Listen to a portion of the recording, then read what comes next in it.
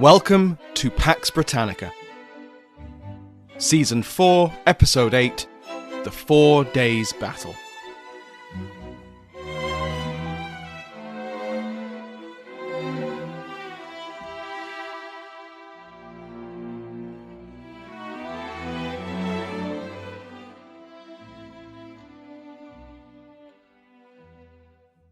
Welcome back to Pax Britannica. I'm your host, Dr. Samuel Hume. Over the last few episodes, we've looked at the twin calamities which struck London between 1664 and 1666. First, the Great Plague. Yersinia pestis killed perhaps 100,000 people just in London, and another 200,000 people fled the city, taking the disease with them. Another 100,000 died elsewhere in England and Wales. This was the last great epidemic of plague in England, although the disease will stay in isolated parts of the country. The second disaster began on the 2nd of September 1666 in a bakery on Pudding Lane. The Great Fire of London raged for 4 days and destroyed 3/4 of the ancient city of London. As we covered last time, rebuilding efforts began quickly, but aside from widening some streets and rebuilding in stone and brick, the layout of London remained virtually unchanged, despite the grand ideas of the Royal Society. Today, we're looking out with England, because even as the kingdom was ravaged by plague and then its capital burned to the ground, the Second Anglo-Dutch War raged on. We'll pick up after the Battle of Lowestoft, the Royal Navy victory which left the Dutch fleets scattering under rival admirals. The English fleet returned to port victorious, but to a muted welcome. They arrived to find plague in London and a nervous royal court torn between fleeing to the countryside and waiting to congratulate the victors. If you recall, James, Duke of York, had been in overall command at Lowestoft, as was his right as Lord High Admiral. However, he also had a responsibility as heir to the throne, not to get himself killed, and a naval battle was far from safe. Just ask John Lawson, who was at the time slowly dying in Greenwich. So when the fleet went back out to sea in July, it was under the Earl of Sandwich, Edward Montagu. Sandwich, supported by William Penn, was on the hunt. Sandwich's main target was the homebound fleet of Michiel de Ruyter, whose campaign of raids against English interests in West Africa and the Americas had been so damaging. De Ruyter was still at sea when the Battle of Lowestoft took place, and with the defeat of the Dutch navy, the shorter path home through the English Channel was now closed.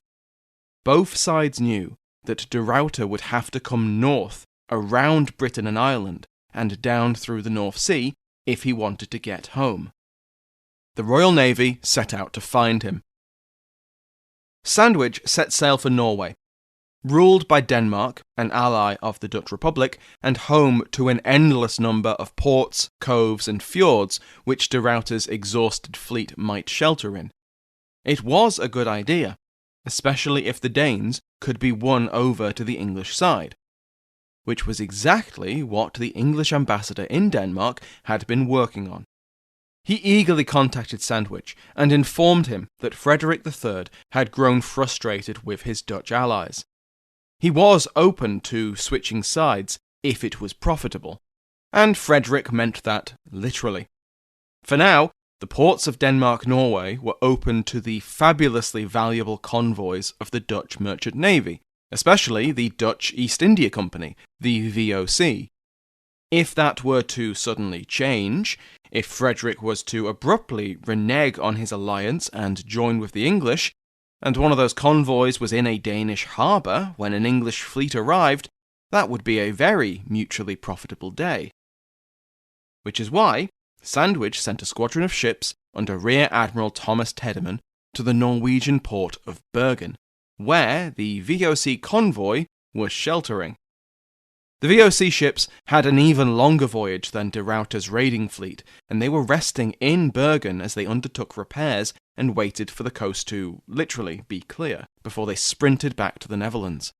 Imagine their horror when, on the 2nd of August, ships flying the flag of the Royal Navy appeared outside the harbour. And then imagine how that horror magnified when their hosts suddenly turned on them. You do have to imagine that last part, because it didn't happen. King Frederick was intending to betray the Dutch, and he'd sent orders to the governor of Bergen telling him to assist the Royal Navy. But those orders hadn't arrived yet. Admiral Tedderman didn't know that, but he realised pretty quickly when the port batteries opened up on his ships. Tedderman was forced to withdraw, and just like that, the Danes and the Dutch were back together. Any talk of ending the alliance withered on the vine, and to make things worse, English spies soon reported that de Ruyter had slipped past their patrols and was now safely back in the Netherlands.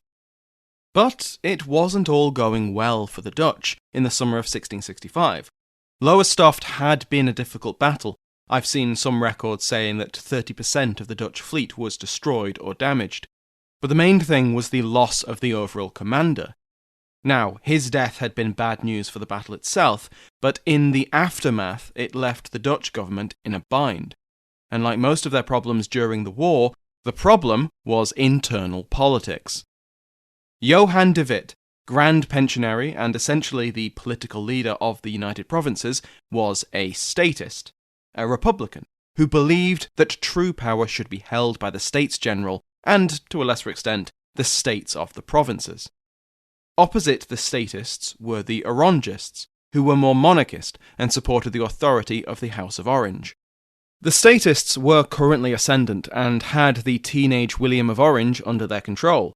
In 1666, de Witt will have the prince declared a child of state, and took responsibility for the young man's education.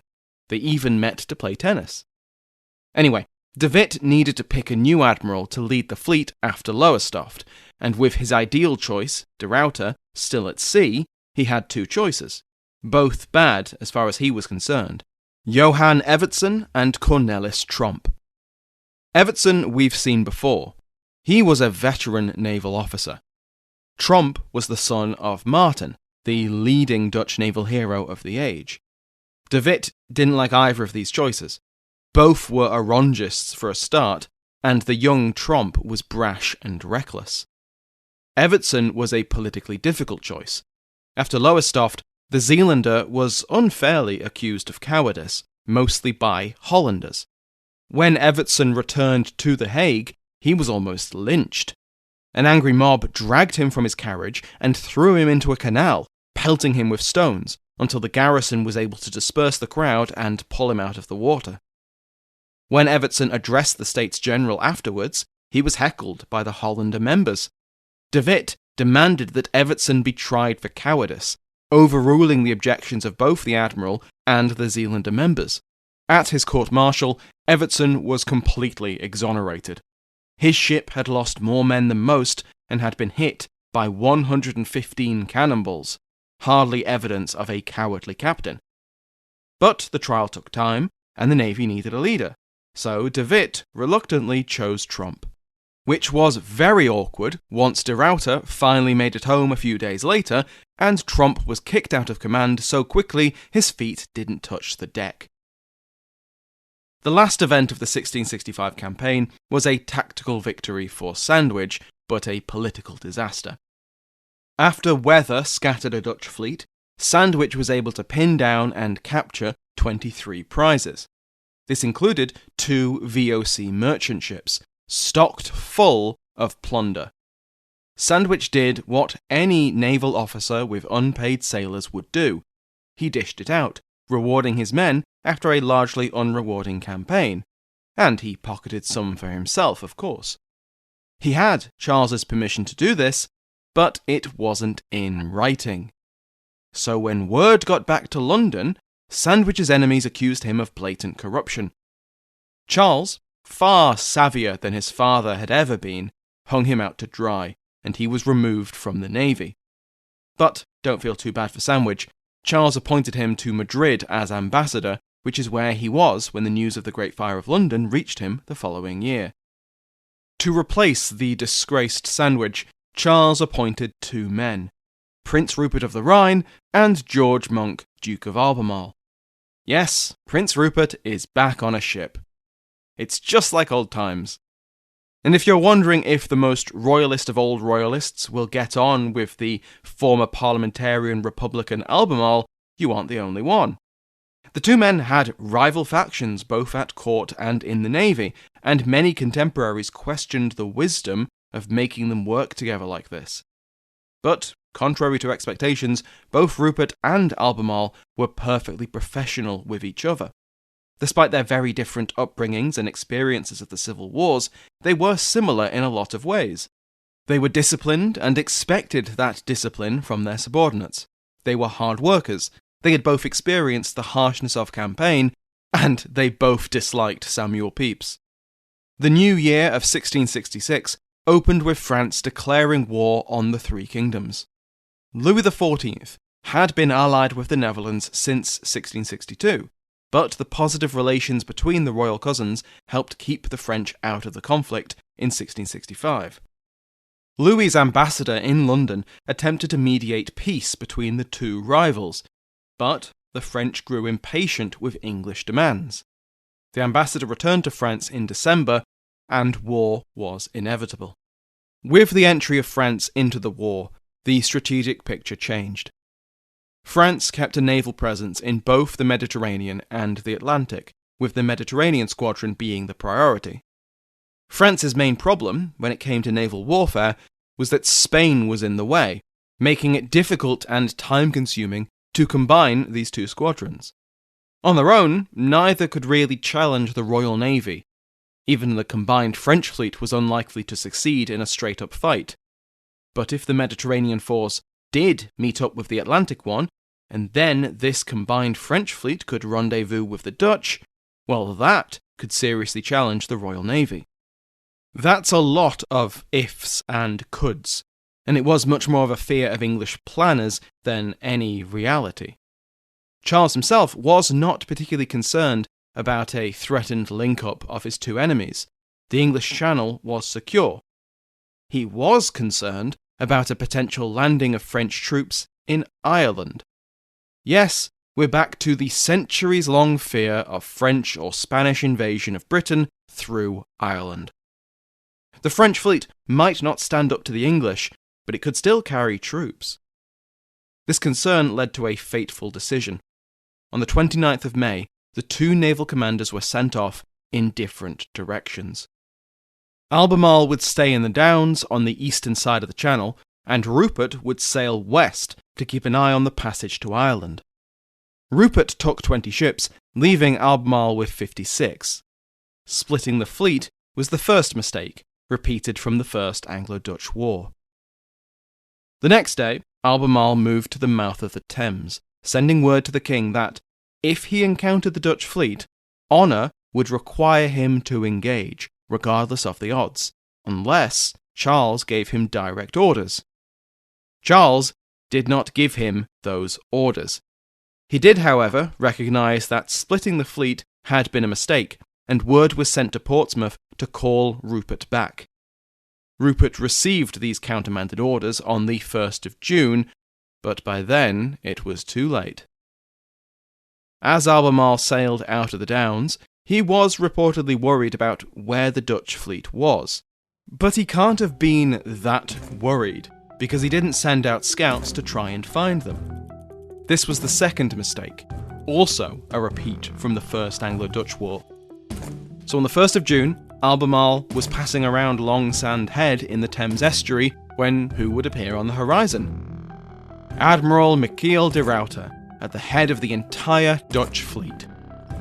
Albemarle had only narrowly avoided getting trapped in the Downs, but without direct orders from the king to, say, withdraw into the open Thames and wait for reinforcements, the Duke prepared for battle.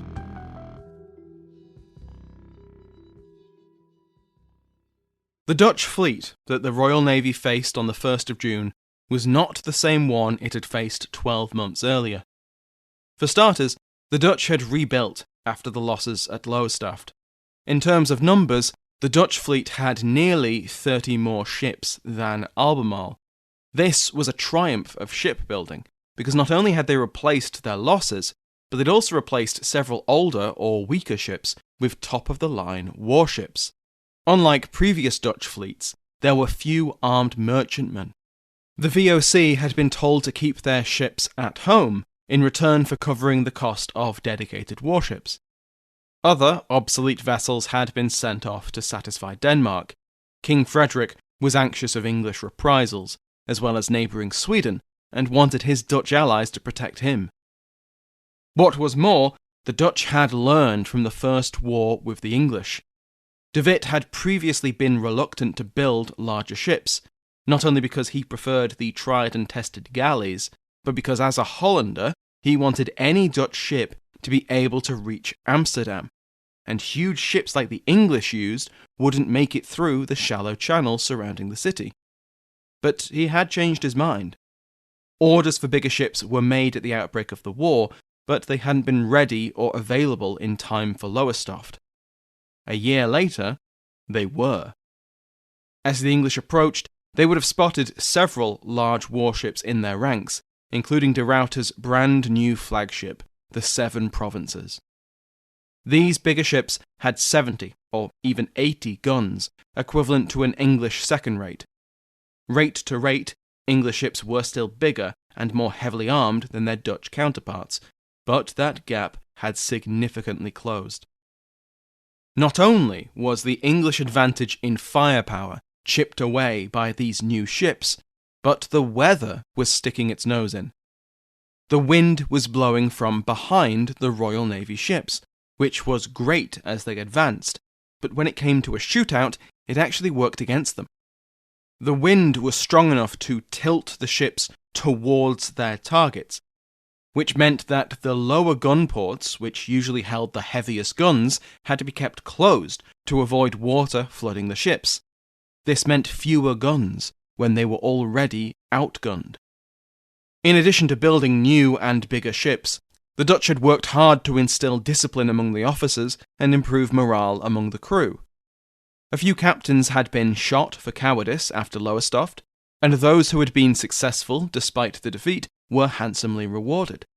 And the Dutch fleet had something else they'd been missing at Lowestoft: Michiel de Ruyter. De Ruyter is familiar to us from the First War, serving as a commander under Martin Tromp. But with the elder Tromp's death at Scheveningen and during the peace that followed, de Ruyter became the leading light of the Dutch Navy. De Ruyter was a Zeelander, and as we well know, the rivalry between the provinces and their admiralties could be vicious. So it's perhaps the best sign of how respected de Ruyter was that the Holland states appointed him the senior officer of the Admiralty of Amsterdam. It certainly helped that de Ruyter was a Republican, while remaining politically inoffensive to Orangists. That isn't to say he wasn't good at politics, because he had to be. He had to juggle the demands and pressures of 5 admiralties, 7 provincial states, as well as the States General, before you even consider all the massive egos in the fleet, and he did this pretty well. The man himself was humble. Despite the wealth he'd earned and captured at sea over the years, he ate the same food as an ordinary seaman, he wore the same clothes as one, he only had a single servant, and most of his free time was spent in prayer and reading the Bible. He'd never been formally educated, but he was fluent in English, had passable French, and could make do with German and Danish. His knowledge of the sea had come from 4 decades on ships, working his way up from an apprentice. He was a patient, calm figure, but he had a temper bubbling underneath. De Ruyter demanded discipline from his crews, and he was usually fair in who he punished. Even high-ranked officers would be fined for failing in their duties. He'd brought more discipline to the Holland fleet, and he'd spent the year since his return in summer of 1665 bringing that to the wider Dutch navy. Much like in firepower, the Dutch had narrowed the gap in discipline with the English. When it came to war, de Ruyter's strength was in his judgment. He didn't rush into a fight, and he knew when the right moment was to withdraw from one. He was aware of the strength of his ships as well as their weaknesses, and he knew the same about his enemies. De Ruyter will be in our story for some time to come, and he will make his mark in this war and others. Back to the 1st of June, 1666. De Ruyter's objective was to clear the way for the Dutch merchant fleets to get home. The economy of the Netherlands was straining under the war, and Dutch merchants needed a return on their investments in the VOC and other companies, if they were going to stay afloat. De Ruyter wanted to bring the Royal Navy to battle, and either destroy it, or do enough damage to force it to stay in port long enough for the trade ships to get home. Because of this, de Ruyter needed a fight, and the English did not, especially when the Royal Navy was at a significant disadvantage. In these circumstances, Albemarle may have taken the cautious path, retreating to the Thames and waiting for the return of Rupert. But because of the weather, the Dutch had dropped anchor in order to hold position. When Albemarle saw this, he was instantly reminded of his first ever naval battle, the Battle of Portland. Then, Admiral Tromp had come very close to rolling up the entire States Navy fleet, because they had been out of position, just like de Ruyter was now. Albemarle could engage an isolated part of the enemy fleet and destroy it, and then press his advantage. It wasn't an opportunity he could afford to miss. So, despite the disadvantage in numbers, guns, and the weather, and against the advice of his officers, Albemarle seized the moment. Speed was essential. If the English took the hour it would take to rearrange the fleet into a line of battle, the Dutch would use that time to get into position themselves. Instead, Albemarle signalled the fleet to follow him. Ships hurried to fall into line, wherever and in whichever order that placed them. And at 12:30, Albemarle raised the red flag. Attack. De Ruyter, meanwhile, had watched all of this with bewilderment. Far more experienced than Albemarle, he could immediately see all the disadvantages that his English opponents were facing. He knew the wind would prevent them from using their lower guns, and he could count, so he knew he had many more ships than Albemarle. Even as the Royal Navy moved into a bedraggled line of battle, de Ruyter simply did not believe that they would attack. It was actually Cornelis Tromp, in command of the Dutch van, who reacted first. With no orders coming from the 7 provinces, and the English closing too quickly to properly weigh anchor, Tromp ordered that his squadron cut their cables. Tromp wasn't going to run. He ordered his ships to tack, to present their broadsides. The first shots of the battle exploded from Tromp's ships, and the 4-day battle had begun. At first, Albemarle's plan seemed to be working. Picture 2 steep diagonal lines. The left western line is the English fleet, the right eastern one is the Dutch. The English moved east towards the Dutch line in a line abreast formation, before tilting to the south and forming back into their line ahead. This hodgepodge of a line sailed into range and opened fire on the closest ships. Tromp's ships fired back. With the exception of de Ruyter's 7 provinces and a few of its closest ships, most of the initial fighting was between the English fleet and Tromp's divisions. Most of the Dutch fleet would only be able to contribute after 2 or 3 hours, they were so far out of position. Through the afternoon, the 2 fleets sailed southeast, trading shots. By fluke, the 2 flagships faced each other. The Royal Charles and the 7 provinces fought a long-range duel for most of the afternoon. Neither side did much damage. There were deaths. One English officer recounted how he'd been shaking one of his sailors' hands when a cannonball cut the man in half at the waist. But over 3 hours, the only notable damage was the shattering of a topmast on the Monk. Not a great omen, but considering over 100 ships were firing broadsides for 3 hours, it's not much. Unfortunately for the English, a draw was not what they needed. The whole point of the attack had been to negate the Dutch numbers advantage by destroying Tromp's squadron before the rest of the fleet could react. If they had closed and boarded and used their superior numbers, instead of fighting a gun battle without their full arsenal, this might have been achieved. But that went against every lesson the Navy, both Royal and State, had learned over the Anglo-Dutch wars. Every officer had had it drilled into them that you did not get into a melee with a Dutch ship if you could help it, not when you had superior firepower. But on this first day of the battle, they didn't have superior firepower. This meant that by 3 p.m, Albemarle's numbers advantage was lost, as the rest of the Dutch fleet caught up and joined the fight. When Dutch ships seized the weather gauge, Albemarle ordered the fleet to turn around. At one point, Sir William Berkeley, Vice Admiral of the White, eager to prove his courage, seized the moment when two Dutch ships collided. He broke from the line, commanding his ship, the Swiftsure, into battle. But the Swiftsure was boarded, and Vice Admiral Berkeley was killed.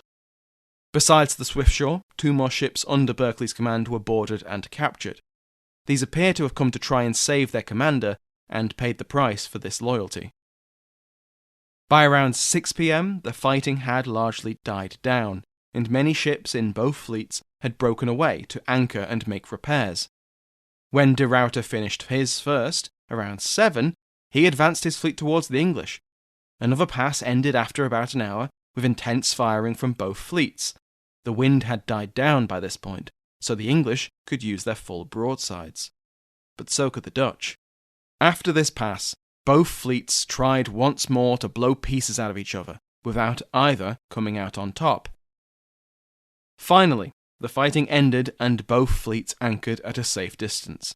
They were exhausted after 7 hours of nearly non-stop fighting, but there was little chance of a good night's sleep. Every ship needed repairs of one sort or another. Masts needed to be restored, rigging and sails replaced, ammunition and powder restocked, and the injured and dead needed to be dealt with. The hammers of carpentry and the screams of surgery became background noise as night fell. If anyone had managed to find a quiet spot to get some sleep, they'd have been rudely awoken by the sounds of battle once again. The English ship Henry, under the command of Vice Admiral Harman, had been separated in an earlier pass. In the dark, Harman had encountered the Dutch fleet, and decided to force his way through. The Henry went through an ordeal and a half. It was bombarded by broadsides from several ships, and 2 fireships were sent at it once Harman rejected Admiral Cornelis Evertson's offer to surrender. Reportedly, he shouted back that it hadn't come to that yet. His ship was soon ablaze, but Harman kept his men disciplined, and the fire was successfully put out. A 3rd fireship was sent, but successfully stopped by a blast of chain shot. It had been a narrow thing, but once the fire was out, Harman's path was clear. The enemy had backed away in the wake of the fireships. Harman was able to break free, but he had to sail to the English coast for repairs. During their escape, an English bullet killed Cornelis Evertson. This was the other Evertson's brother, and both he and the state of Zeeland mourned the death. After the first day of fighting, neither fleet was unscathed. De Ruyter had lost 9 ships, with 7 of those sailing back to the Netherlands for repair, leaving him with 77. Albemarle had only lost 6 ships, but he'd started with far fewer than de Ruyter, and now he commanded only 50. The Dutch fleet still dwarfed the Royal Navy, but considering the circumstances, the English had come out of the first day of battle pretty well. On the second day of battle, Albemarle was pleased to see that the Dutch had lost another 12 ships overnight. They'd set off after the English ships and were now too far to be seen. Both fleets moved into formation with first light, and after some manoeuvring, trying to seize the weather gauge, the English succeeded, and to either isolate or reunite with Tromp's squadron, the Dutch succeeded at that, the shooting began. At 7:30 a.m, the first shots were fired, and they continued for a good 10 hours. This second day of battle was very similar to Scheveningen, where Albemarle, then George Monk, had been in command. Both fleets closed to point-blank range, and each line tacked against and through each other, bombarding the enemy the whole time. It was a hot, still day, and the wind was very light, so gunsmoke soon reduced visibility. This left both fleets sweltering and nearly blind, and accounts describe losing track of time. Many disagree on the exact details of what took place and when. Each pass of the line of battle lasted about half an hour, and each ship might get off 4 broadsides on a pass. After a pass, as fleets turned to go again, commanders reordered their ships, and carpenters and crew worked hard to repair what damage they could. Over those 10 hours, the attrition built up. Though the English were outnumbered, they made up for it with better gunnery and larger guns, so they hit slightly more often and much harder than the Dutch. But quantity had a quality all of its own, and the Royal Navy came off worse from the first 2 passes. But on the third, something happened. At first, it was a good thing for the Dutch. De Ruyter managed to seize the weather gauge, and he prepared to give the order for a general melee.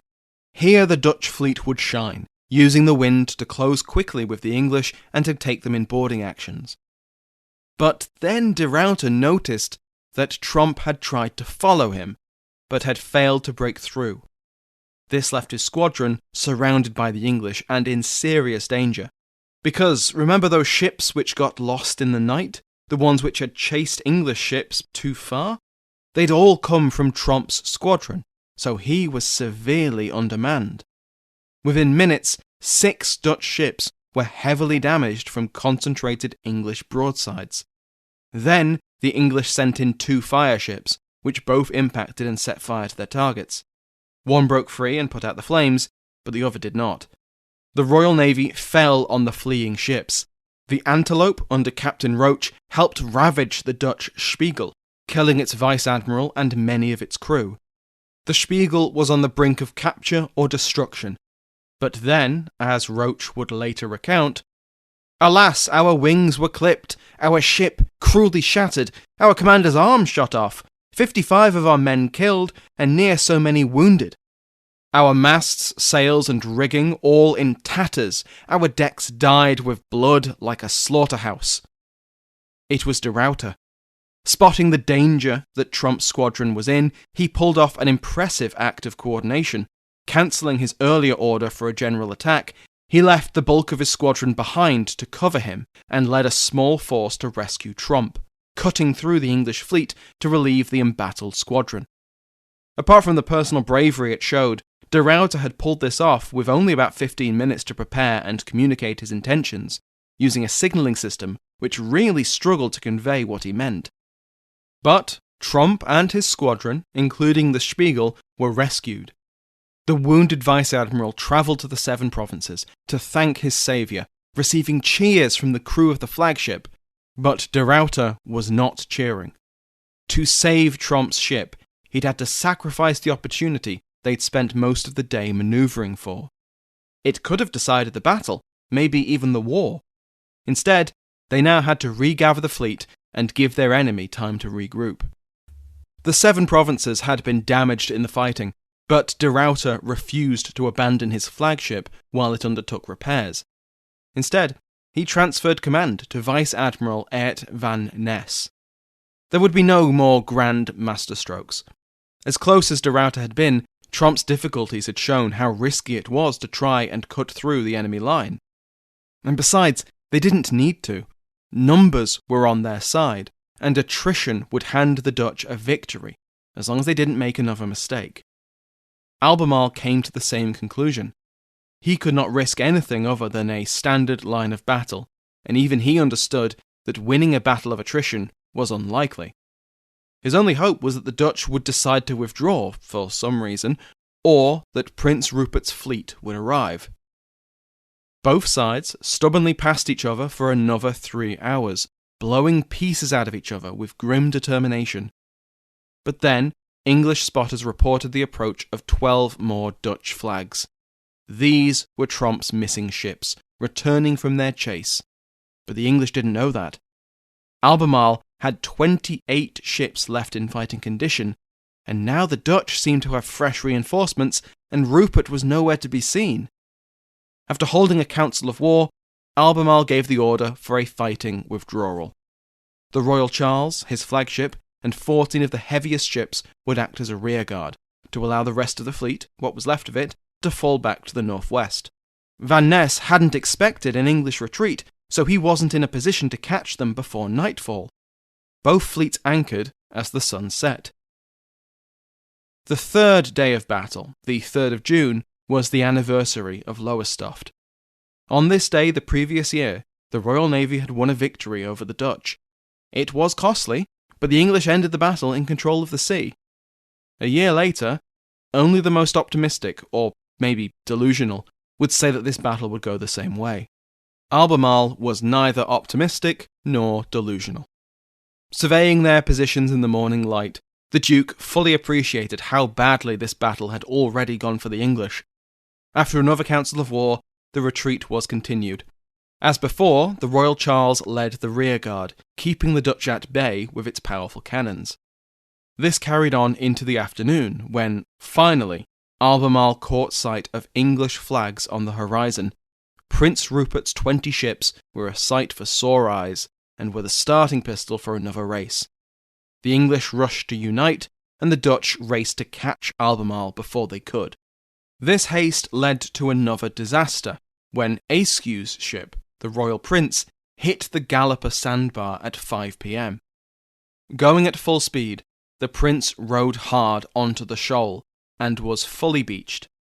The only thing that could free her was the tide, and with the Dutch closing in, her crew was not prepared to wait for that.